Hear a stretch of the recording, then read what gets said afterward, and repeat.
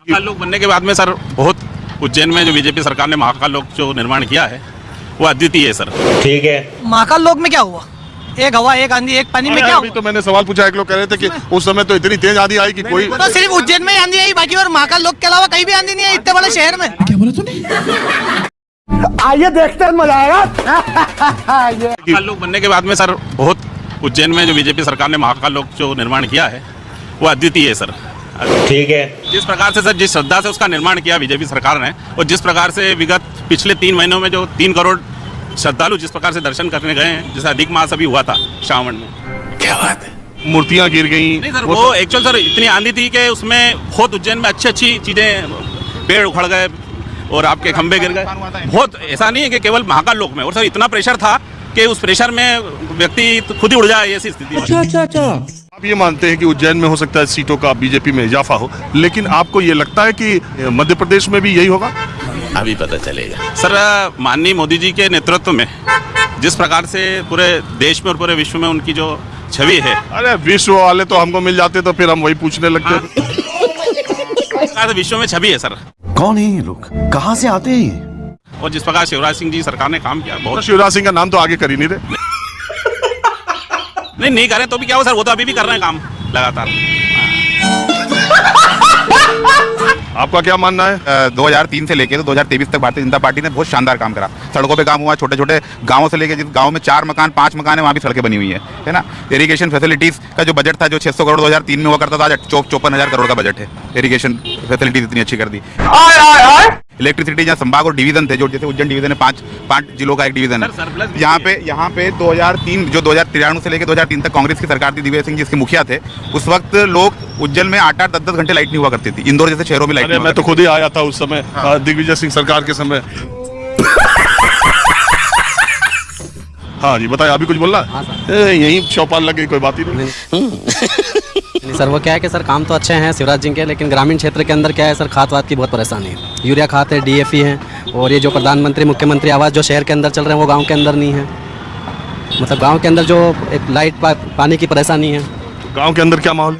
रुको जरा। गांव के अंदर तो सर 70% तो कांग्रेस है, बाकी 30% बीजेपी के साथ में। वैसे सरकार तो बीजेपी की बनना है, लेकिन ये जो परेशानी ये भी अगर खत्म हो जाती है तो बिल्कुल एक तरफा काम होते हैं ना। अभी बदत है भाई, अभी बदत है। पहले की तुलना में तो काफी परेशानियां खत्म कर दी है।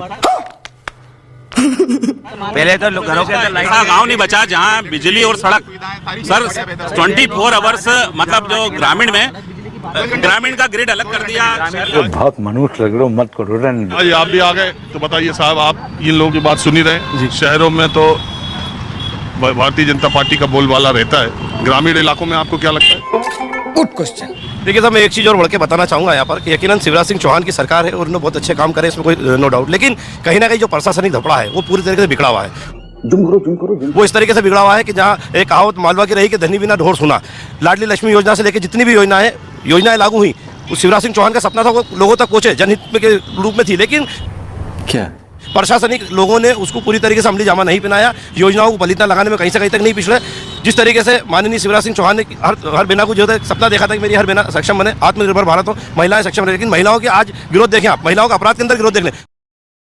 उज्जैन बाबा महाकाल की नगरी है, यहाँ पर हाल ही के अंदर एक बाहर की एक श्रद्धालु महिला से, नाबालिग महिला से इतना ज़्यादा दरिंदगी हुई, उसके बावजूद 6 से 8 घंटे बाद पुलिस जागती है। वो अलग अलग लोगों से मदद मांगती रहती है, 4 घंटे तक नंग अवस्था में सड़कों में भटकती रहती है, मदद मांगती है, लेकिन उसको कोई मदद करने वाला नहीं होता। बाद में हमारे TI साहब कहते हैं कि सारी बच्ची को हम गोद ले लेंगे।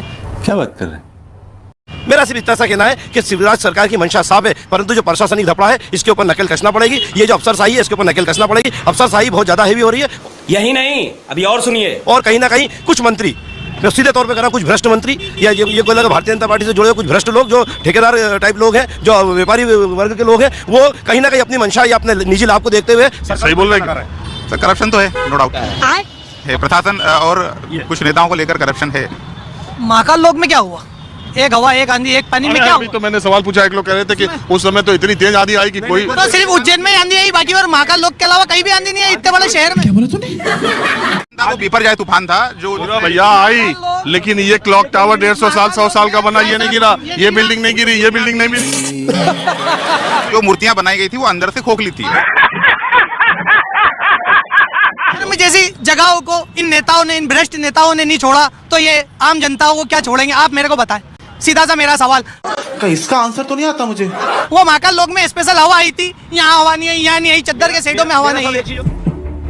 मजाक है क्या? और कहना है कि क्या जरूरत है कि पूरे जितने भी ठेकेदार थे महाकाल मंदिर के अंदर जिन्होंने महाकाल लोक का निर्माण करा, वो सब गुजरात के क्यों थे? क्या मध्य प्रदेश के अंदर कोई ऐसा ठेका एजेंसी नहीं थी? क्या राजस्थान के अंदर ऐसी कोई एजेंसी नहीं थी? आखिर गुजरात के लोगों को क्यों दिया, जबकि पूरे हिंदुस्तान के अंदर राजस्थान के मूर्तिकार मशहूर माने जाते हैं? बात तो सही है।